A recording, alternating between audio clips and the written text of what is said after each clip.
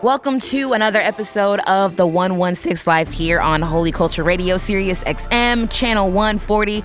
Listen, shout out to everyone that's tuned in to this amazing show today, man. We're so happy you guys are tuned in. As always, I'm one of your hosts, Meah Evans, and then our co-host is also like a slick guest today, but you know him, you love him. It's Ace Harris in the building. What's happening? Ace got the jacket on. We both like jacket chilling today because it has been chilly. I feel like I really don't even feel like we're in fall anymore. Nah, it's winter's here. It's here, and I feel it. And I don't like cold weather, so I just be see, Ace, that's the thing about me. I love cold. Oh my God, what's wrong with you? I don't know.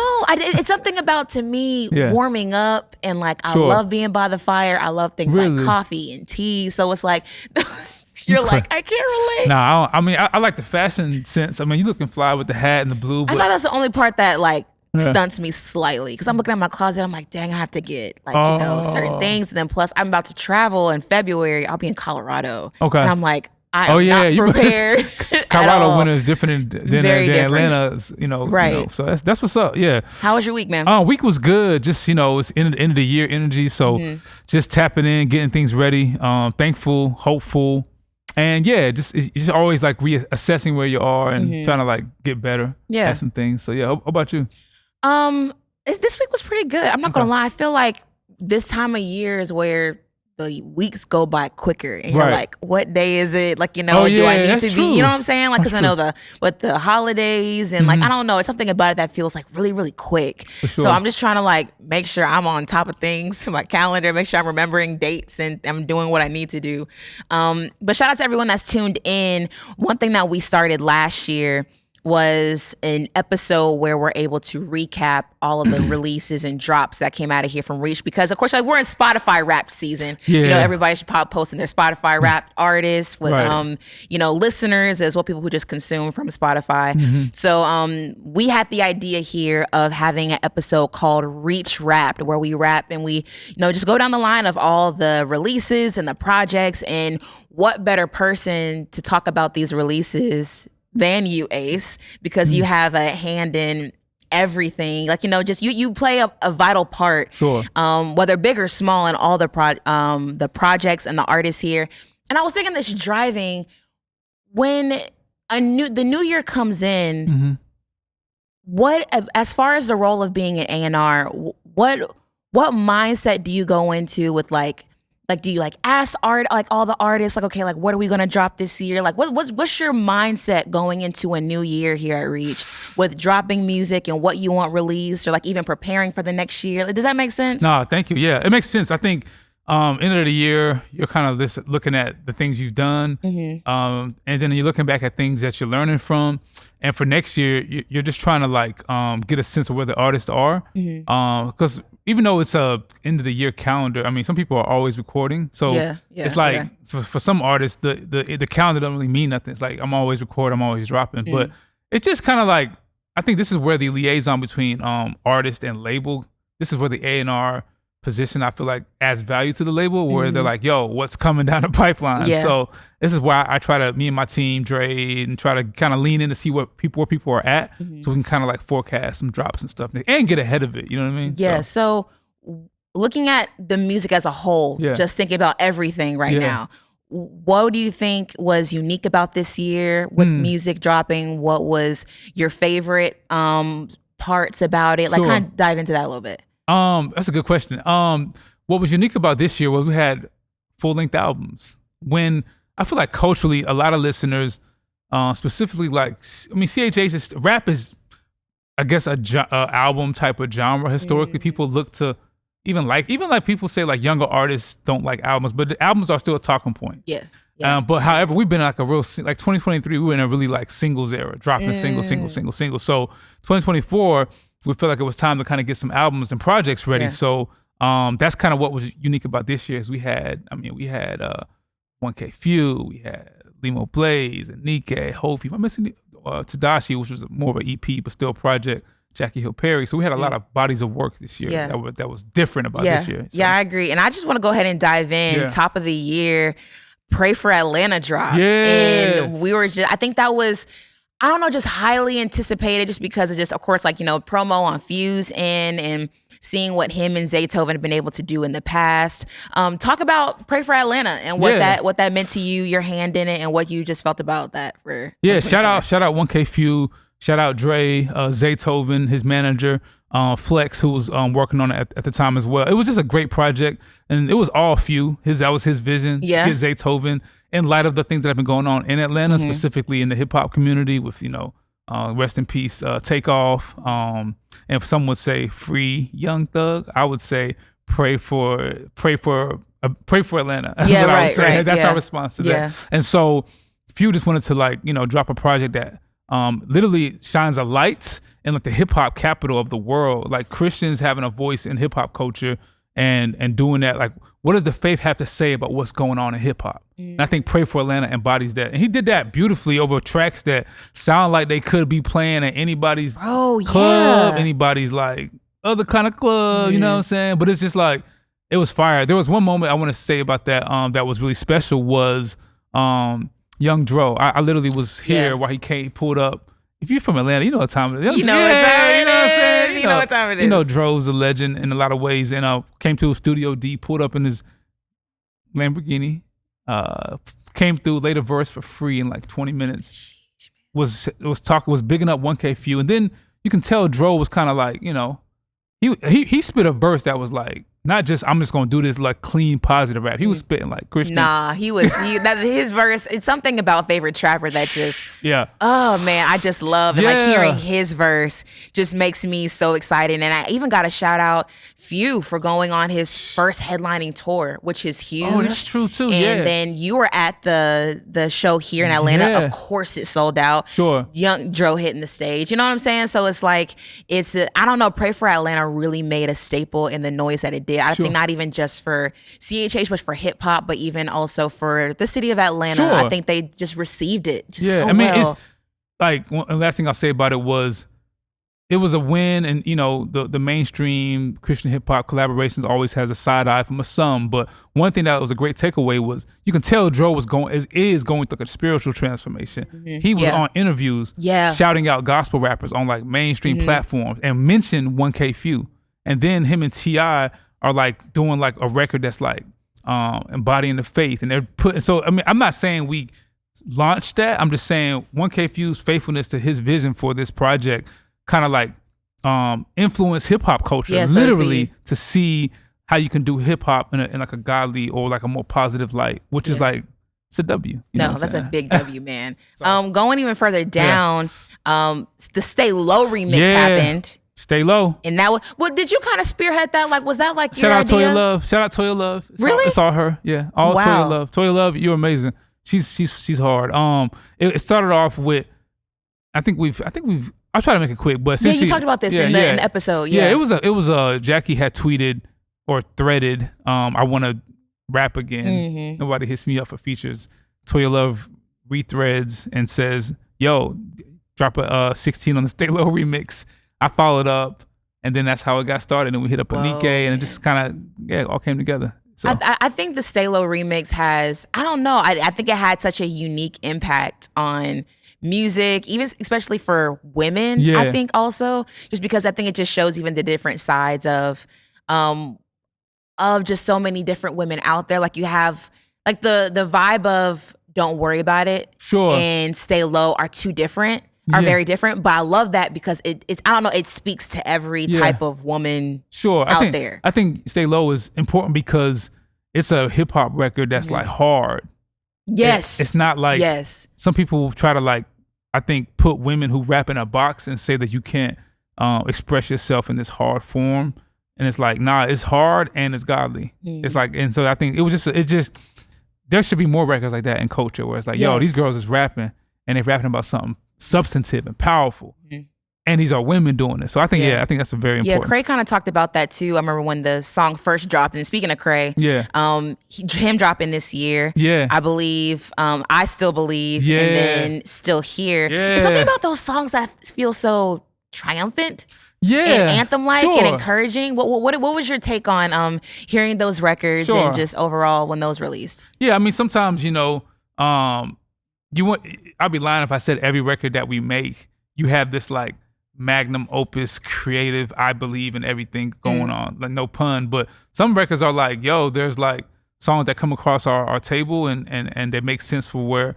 And one thing I say about Lecrae, he does so many different styles of music. Yeah. But sometimes it's like, it's a cool challenge. It's like, he has his pop bag, he has his rap bag, he has his CCM like bag, CCM bag. Yeah. So it's like sometimes he may be like, man, I wanna. He was going on Winter Jam and King Country wanted him on a song. It still worked out perfectly. And then Still Here was just like a record that we had in the clip that we had kind of reworked and that worked well. And they kind of had like a similar theme. And I think it was just like, it's just like classic Lecrae having different sides of himself, expressing himself, but it was fun. It was super fun to work on. Yeah, they were really good. I think even I got a shout out, even the Grammy win that happened at the top of the year too. Sure, yeah, it did. So I feel like this was just added on top of that. I believe they dropped after the Grammy win. So just coming from that and then having 2 solid releases after that. Yeah, for sure. Just spoke volumes. And then I feel like Limo came in every quarter, honestly.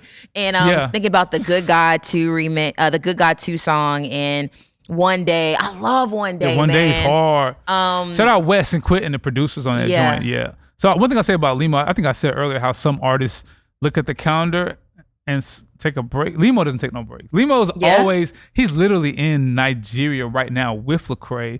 They're doing like there's this huge church event out there in Nigeria, in Lagos, one of the biggest in Africa, and everybody's there, and they're like performing at that event. Jeez, wow. So Limo's just always constantly working. One Day was a vibe. I mean, he's just and I think it was a good. I wish we could talk about it a little bit. It was a good like single run to kind of get into his album. Young and Chosen was dropped later. So, I'm also trying to think. We have Tedashii. Tedashii. Dead or Alive, that part pop-up 2. record. And here's one thing I gotta say about T Dot, and even people like Trip and Craig. Yeah, it's really beautiful to me seeing, because you got some artists who've been in the game, rappers who've been in the game, and they fall off. You know what I'm saying? Like, who they falling off? Or things. Well, I mean, you ain't gonna say it. Well, I mean, okay, you ain't gonna say it. I'm not gonna do it like that. But I'm trying to get you that. Or they sound dated. I'm trying to get you on proper Excel. You know what I'm saying? Right. Those artists, they sound dated. They don't grow. They don't evolve. Yeah. And I've never seen that in the case here.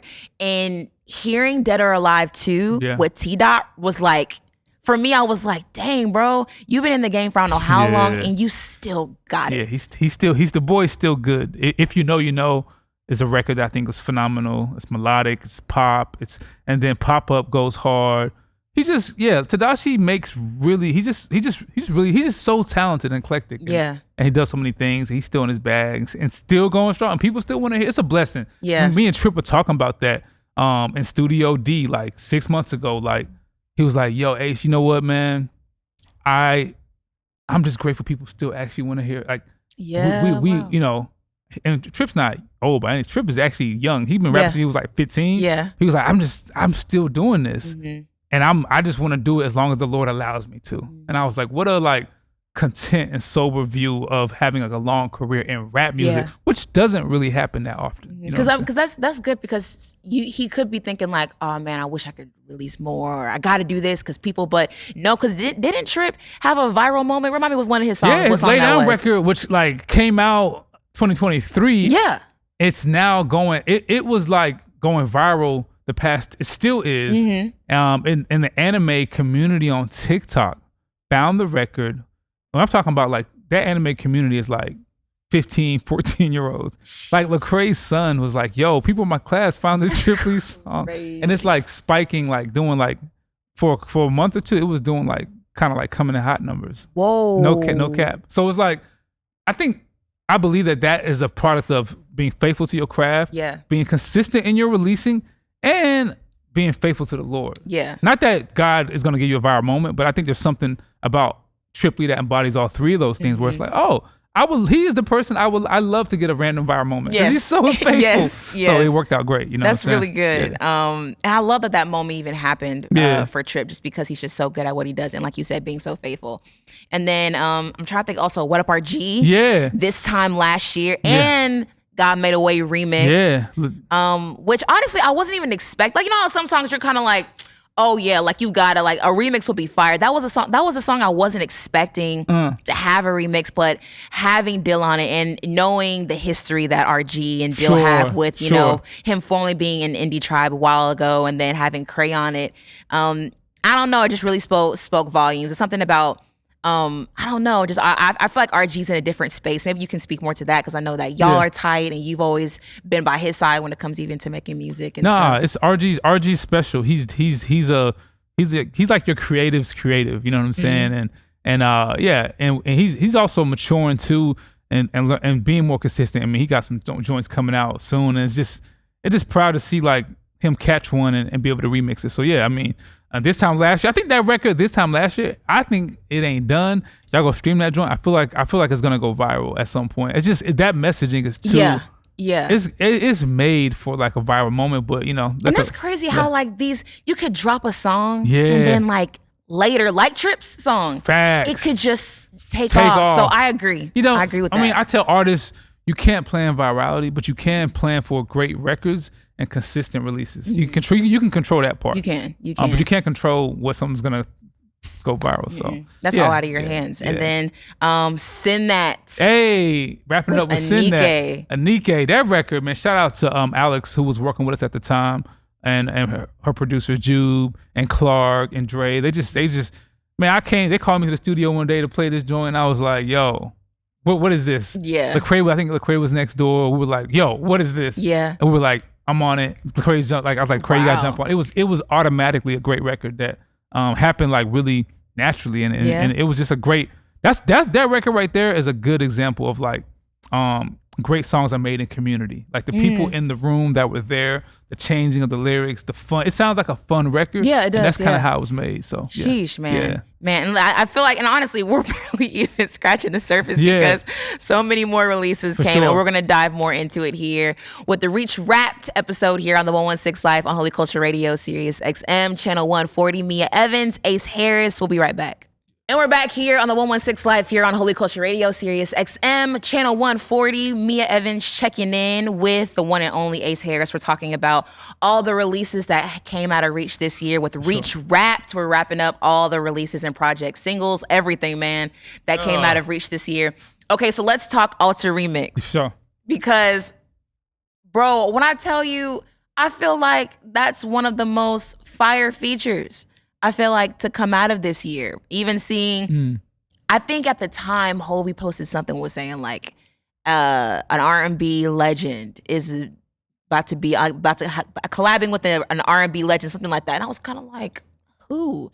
And the last thing I would have thought was Sierra. For sure. You know what I'm saying? So talk about what it was like when you found out about the collaboration and just the remix in general. Yeah, it was just like we had wanted to get the song remixed. We had other people in mind, but we wanted to make it in a way where it wasn't like so cliche Christian artist. Not that we wouldn't. We just wanted to do something unique. And so her and Russell Wilson, her husband, posted the song.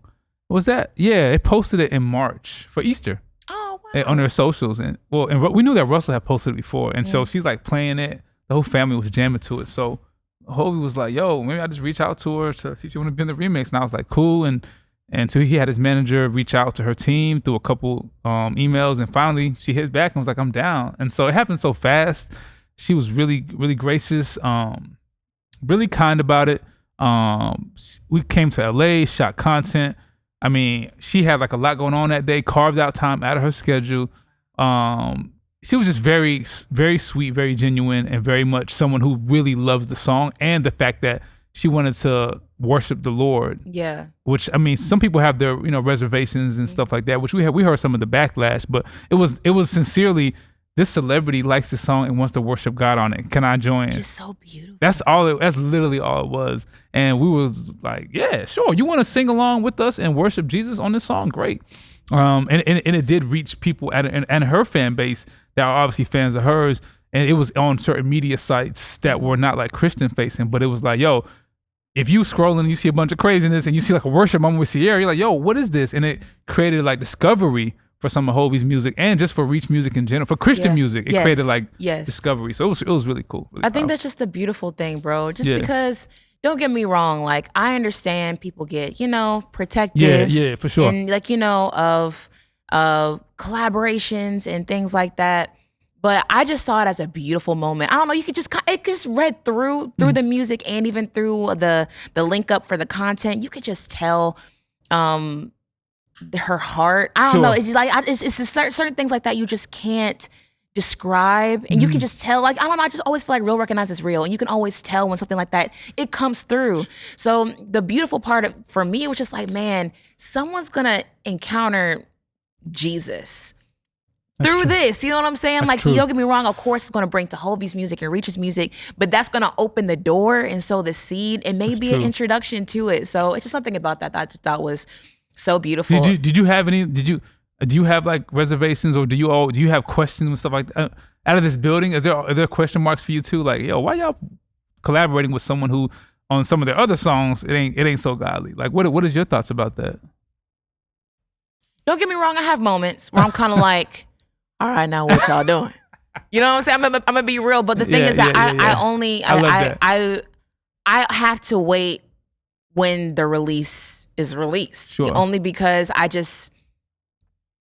I've had reservations in times when I've been wrong. I'm like, oh wow, this is great. Like, you know what I'm saying? And at the end of the day, I'm really just, I don't know, this is just me lately. And we talked about this in past episodes where I'm just in a mind frame where I just want, God to be the door to be open for someone to get introduced to God. The gospel. Like I feel like that's so important. And I just feel like with I don't know, the year that Hovey had just in general, from touring and then even like releases like All For You and True, which even went viral on Reels for some time. I just feel like that's one of those moments where I feel like just opened the door. And that's one thing I just love about the CHH, Reach, everyone here, you just creating these sonics and this being so creative in a way that just represents how we see God. Talk about All For You and even True. Something about True that I love, man. It just got that. I vibed to that for the longest. Just talk about those records. All For You came out after the Sierra record. People loved it. It's like a classic Hovey record. It's worshipful. It's hip hop. It's slapping. But True was something that was a little bit different. And so we knew we loved it. We knew the feedback from the office was they loved it, but we weren't like sure how it would resonate because the record is written in a way that like honors God and those we love. So it wasn't written in some of the traditional worship styles that he's done before. And then the beat is like that, like Miami's based pattern. So it has elements in it that are like maybe foreign to some of his core audience. So we were like, but at the same time, it's like, I'd be like, look, man, we know sometimes when you do this well enough, you know what the formula is. And we also feel like you, in the long run, you want to innovate and push back on what you do and like evolve it. And not always feel like you'll have to default to he's just the worship hip hop guy. Give me some worship hip hop and that's it. Don't give me no depth. Don't give me, I think about all of our artists, Lecrae, What Up RG, Anike, who have different expression sonically, and we want to give them space to do that. Yeah. So, and that's the beauty of hip hop. I would say sometimes in pop music and sometimes in CCM, there's like a script that you operate from musically, and this is your bag, and the audience is conditioned to want this from you. Yes. And when you deviate, it creates pushback. That's too far. So I think hip hop is the one. This was the beauty of hip hop where we can kind of like experiment, try. You don't want to like go. I'm not saying Hovey's gonna do a jazz album next. I'm just saying like I'm not saying Lecrae's about to do like an afro-beat. I'm just saying there's rhythm, there's margin to try different things. And True is an example of trying something different, not too far, and people really loved it. And it's like it resonates. It resonated with not all of his audience, but definitely like more of his urban audience. So I'm thinking about when Hovey first got signed, and I don't know. There's part of me that felt like he was kind of like slept on in the building. Pray for Atlanta. We just talked about it. We already talked about it. Yeah. Hope y'all catch that. But yeah, I feel like when Hovey first got signed, I just felt like there was a part of me that was like, people sleeping on this kid. You know what I'm saying? And I got a chance to meet Hovey briefly at Lightwork Showcase A3C, I think 2019. And just feeling his heart, I was just like, man, like people are gonna like gravitate to him. And just seeing, I'm curious if people, when they first saw him, knew that this was what he was gonna grow into being. You know what I'm saying? That's a good question. I don't know if people knew what to expect. Obviously, whenever you're like a white rapper in like hip hop, which is black music, there's like this box or this side eye. And so I heard things about his music that was like, oh, you have a lot of range. It's more than what meets the eye. And so he just evolved. And the dude's really like he really, I knew it was special when he told me he grew up on Outkast. And I'm like, I got a lot of age on him. And I'm like, so just his knowledge of hip hop culture was very like raw and vast enough to where I felt like records like that are coming out now are not too far fetched from what I knew he was capable of making, based on his like reverence for hip hop culture. You know what I'm saying? Which is like it's something that's very important with younger artists. I would always say. No, for sure. I remember we were all I think we all got dinner. I think it was my first time meeting Hovey, and I think talking to Tori and his wife Janae, and I just hear from the end of the table, it's Hovey. All right, everybody, greatest rapper all time, go. And I was like, I don't know. Who would you say? He was like, oh, Outkast. I was like, oh, I wasn't expecting that. Hovey definitely had a great year. We'll talk more about that when we get into the album. Yeah, for sure. But talking about Limo. Yeah, shout out Limo. Man, I really enjoyed his album Young and Chosen this year. Yeah. I know you've worked alongside Limo and things like that. What was it like working alongside of that? Like the release of the project? Talk about that. Yeah, shout out the mixing engineer team, Biz, Connor, Mix. Man, they really like Limo is a hard worker, and he'll do like 10, 15 mix revisions. So he'll drive Biz crazy at times. Really? But he really does fight, and I think they really did a good job on this project specifically. I think his sonics, his vocal performance, all those things leveled up in ways. The way he was recording, all those techniques that they gave him. I think Young and Chosen was like his coming of age album. You know what I'm saying? Yeah. And I think every artist needs that like staple. I agree. Reference point. When you think about your favorite artist, you think about what is not just the song, what's the body of work that I refer to, that I go back and play. Yes. And I believe that Limo has some of that early on for some of his core, but this was like his bigger stage moment of like, yo, that Young and Chosen album. Those are the kind of comments you want when you see fans. Yo, that Young and Chosen album, that's my joint. So I think that Holy Father was a bop, Blesser was a bop, Happy was a bop. There's so many. Wait. How did it feel for you, someone being submerged in African culture, being Liberian, seeing people receive Afrobeat music? That's a great question. It brings me so much joy because like the gospel is not gatekept by culture or class or ethnicity or nationality. And when you're in your bubble, not negatively, but when you're in your cultural group, you can sometimes forget that there's other cultures out there that love the same God you profess. And their love for God is expressed differently than you are expressing yours. And I feel like what better way to platform that reality than through music? And I feel like even for Reach Records, having someone who's authentically from Africa, does afro-beats music, from Nigeria, to make an expression that people who are not even from there, because I look at the listener base, not all the listeners are from Nigeria. These are like Americans saying like, yo, I like this. It just brings me so much joy. Like, wow. And it reminds us that you can sit at other tables, y'all. You can listen to other preachers. Being a black Christian, we have no choice at times. Right, yeah. It's like, yo, we always like being diverse. Yeah, right. But I think it's good to remind people that your culture doesn't always have to have the dominant say-so on this art form or on this style. And I think that's what's special about Limo is he's doing it his way in his authentic culture. And the records are slapping.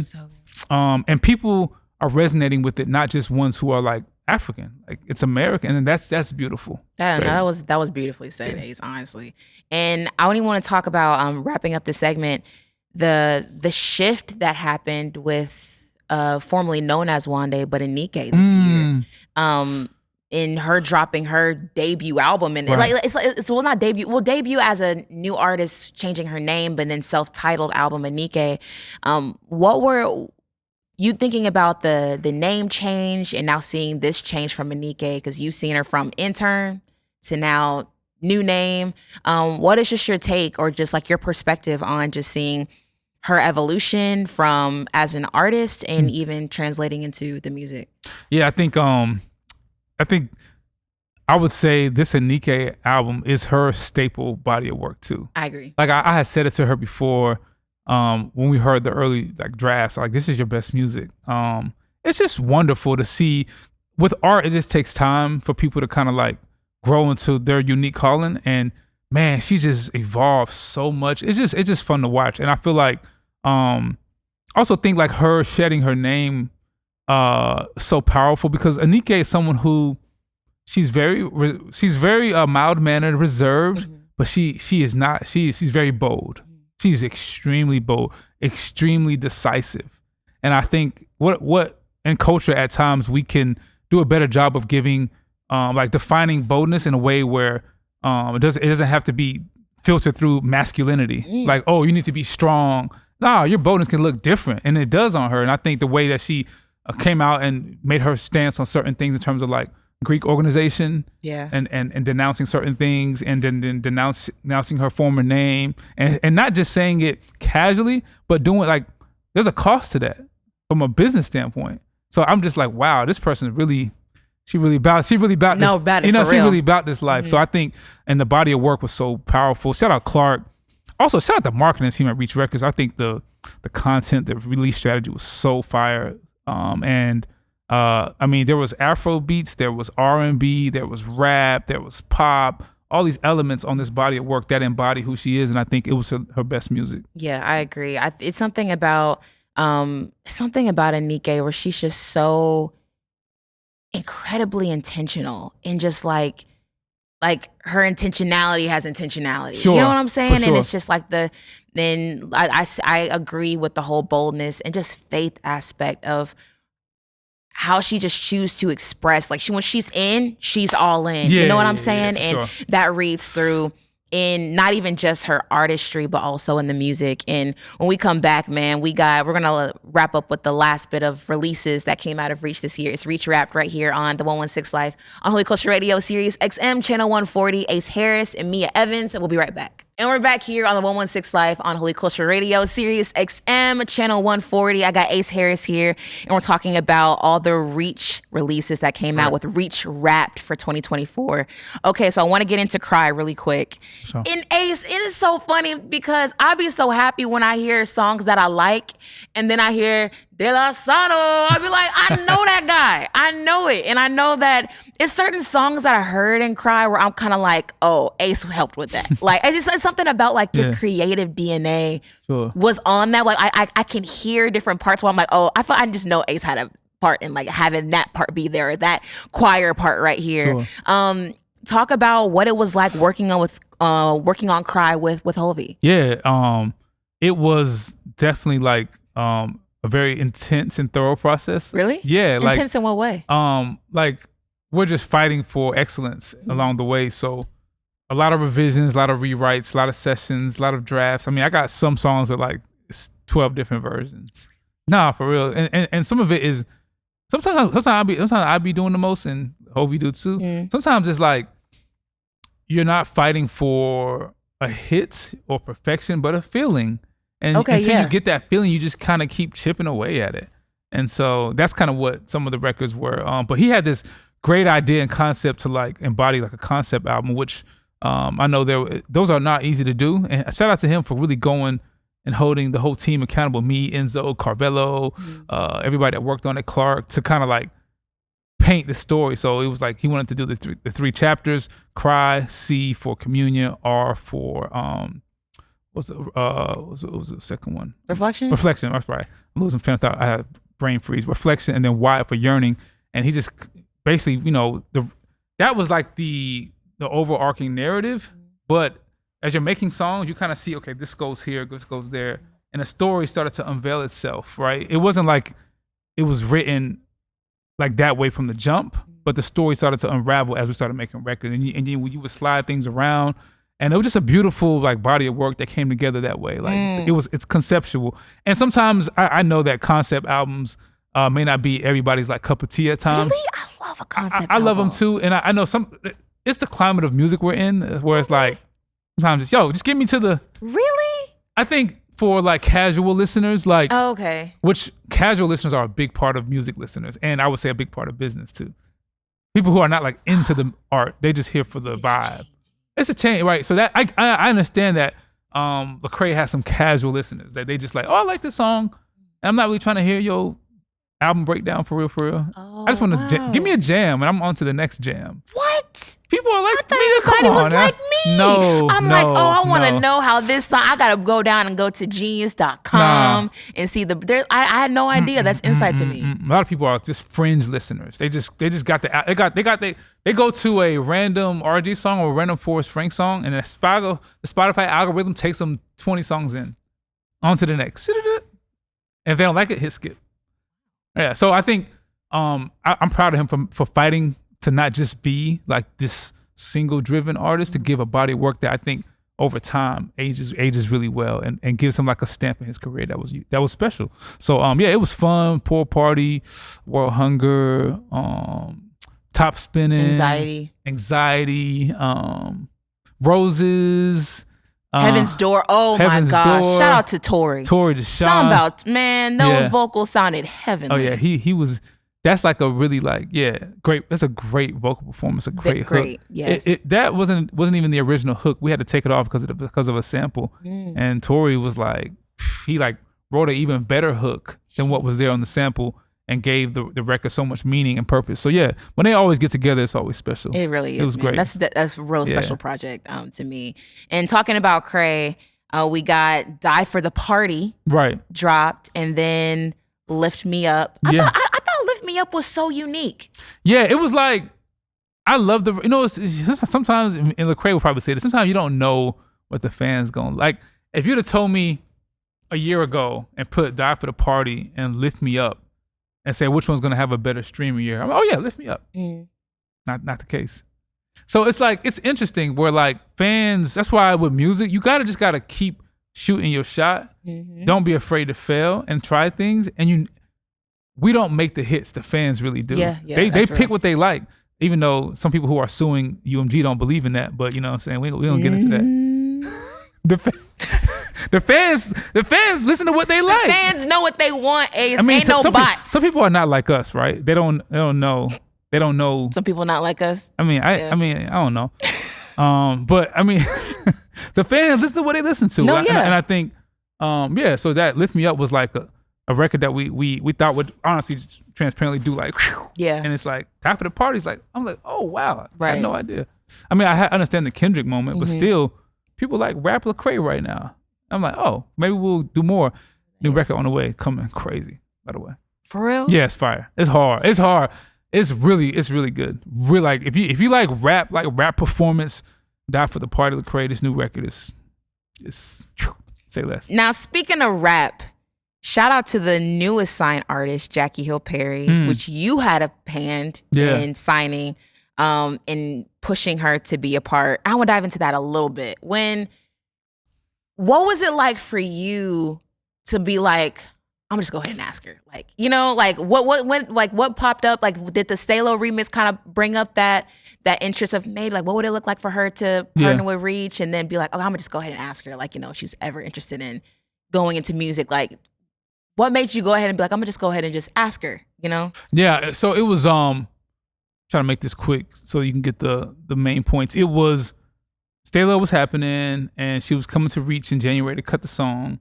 In December, at the time we were going to the same church, and she had seen me at children's church, and she actually was like, I think, serving that day that I was serving, and even though the Stalo remix was already kind of in the queue, like she mentioned like seeing each other in a different setting where it's like, no, this ain't no I'm not in the studio. It's not Ace the A&R. It's literally like Dad Ace out here being a floater at children's church. And she's like shadowing somebody that she's about to train under to be a part of the children's ministry as well. So that, she said that moment gave her like a sense of, wow, these people at Reach are more than just like music people, or like there's a sincerity there. There's a affection for the Lord that would be exciting if I partner with them, because I know obviously with Jackie, you being sincere about your faith is, I would say, very important, or it's a non-negotiable.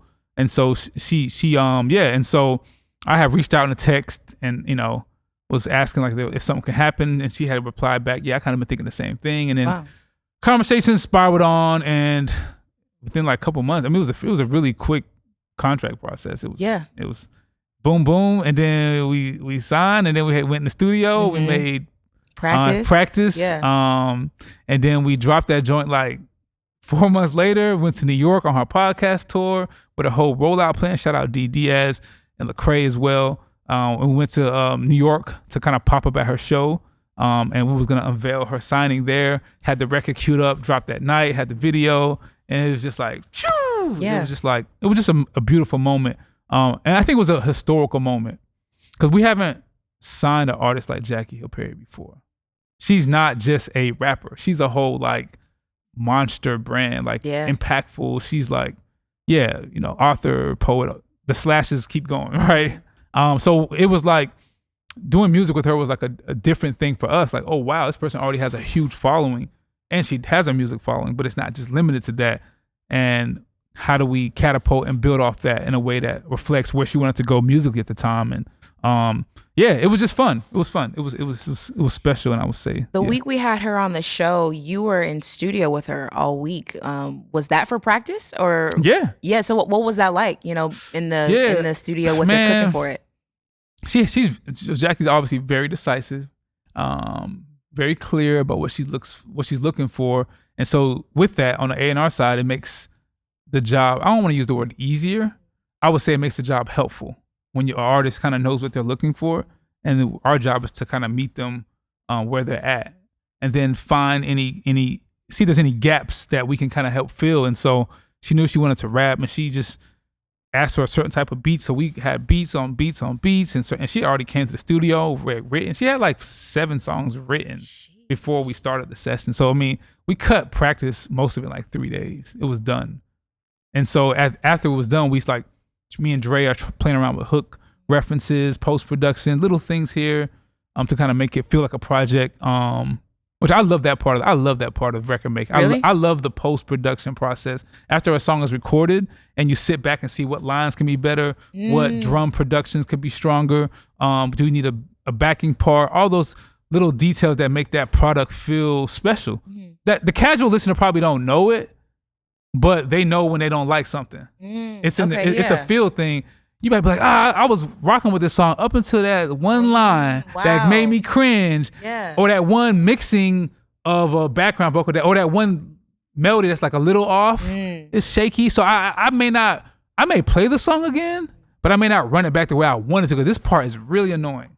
Wow. So I think about those details a lot through the last stage. It's fun for me. I really enjoyed practice. I feel like Jackie's a artist because she's so thoughtful. Sure. And with her being a teacher, a poet, that adds a whole nother level of creativity. Yeah. But when I tell you, you have to go back and like listen, like, cause you be missing something That's Jackie true. Be saying just because of how, just the way she comes when it comes to her music, like Psalms 88. And I'm thinking of like, pick it up and leave me alone. And it's so beautiful to see her blossom in this way. You know what I'm saying? And I'm not gonna lie to you, for whatever next project Jackie drops, I feel like for me, I need a doc to go along with it, just because she's so thoughtful. Sure. And just to be able to be a fly on the wall in those sessions with that y'all have, I think just speak volumes. And I think when it comes to practice, I really enjoyed it. Yeah, I think one thing I would say about her that's pretty interesting is that she, like, even though she's a rapper, like, she got bars, but she has really impeccable taste in terms of music. Like, there was times where I'd be like, yo, try this hook. She's like, yeah, I don't think my voice is the voice for the hook. Let's try another. It's like she has like A&R decision making, and so she's picking beats based on like the taste and the quality. Like her eye for arts and fashion and her ear for music kind of go hand in hand. It was like, this person has really good decision making, and so record making is actually really fun with someone who's like has good decision making and they're decisive in those decisions.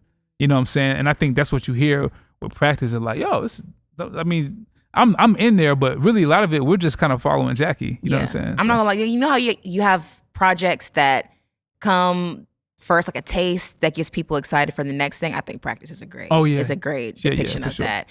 And now that we're like, you know, in the holiday season, things like that, talking about T-Dot with dropping "'Tis the Season," having him on talking about that. And I think it's sometimes hard. I don't know. I always commend people who make Christmas music just because you have to create something that's like timeless. Right. You know what I'm saying? And I thought it was well communicated through music. And even thinking about towards the end of the year releases, shout out Phew, who was just here. Shout out Phew.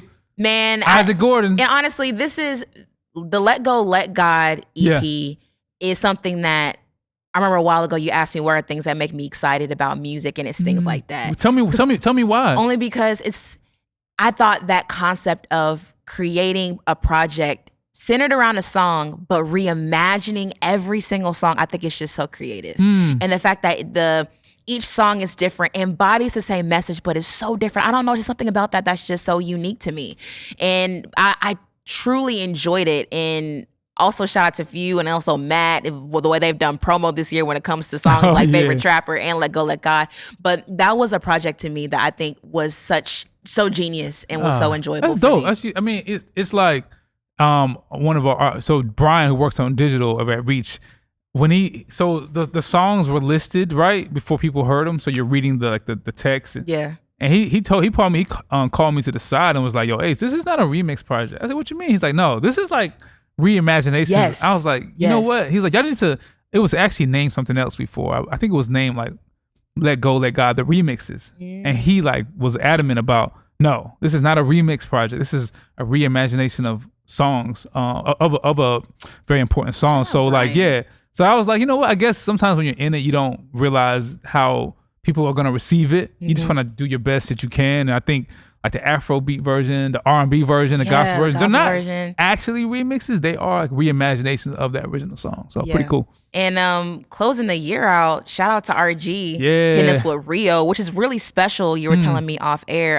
Talk a little bit about Rio and the significance behind that and why that's so special. Yeah, Rio's special because those who know, like Trip Lee, the song with him and Phew from like 3 years ago was like going viral, and it was going viral primarily in the country of Brazil, which is like Brazil has one of the fastest growing Christian nations in the world. There's like a legit. Well, it's conflated on how people are determining that. Let me just say the religion of Christianity is just thriving in Brazil now. That's good. The disciple making part, I cannot speak to that, but I feel like there is a resurgence of Christian culture, and so that song Trip Lee was like, it like went off in that region. It was going viral on socials, but we looked at the data, it's Brazil that's driving that virality. And so RG always wanted to do something that kind of pays homage to another Latin country that is actually not Spanish speaking, you know, because people conflate Brazil with Spanish. Like, no, it's Portuguese. So it's a different type of Latin culture. And so he got Nesk Only on the record, who's a Christian hip hop artist from Brazil, signed to Universal, and then named the record Rio. And I don't know, people who know, like in Rio de Janeiro, there's like a very popular monument that's like, I forget what it's called, but it's like Jesus, like his hands out. And so that's just like a cool, like conceptual tie-in for the record, and like the faith of Jesus Christ being made popular in a region that helped his song go viral, which is kind of like a coming home moment. So and him and his wife went there for their honeymoon and shot the video. So it was like a kind of a full circle moment that was special. Man. So. Man, so many great releases this year. I feel like it was a lot of releases. I'm like, damn, y'all better be a label. Thank y'all for streaming. Thank y'all for listening. Thank y'all so much, for real. I am so appreciative. Thank you, Meah, too, for you being a legit fan. Thank you for being an ear and letting us know when you like something, and also being like, y'all can letting us know what people want more of is really helpful too. Hearing your feedback, so I appreciate you, for real. Man, thank y'all for being so intentional and doing so great at what you guys do. And we hope that this episode gave you even more of a greater appreciation for the label that you guys love, artists you love, and honestly gets you excited for the things that are coming in 2025. So as always, you know, we're always here at the 116 Life, ready to give you guys more things on faith, music, and culture. And we'll be doing that again, as always, next week. Signing off, Ace Harris, Meah Evans. We'll see you guys next week. Appreciate y'all.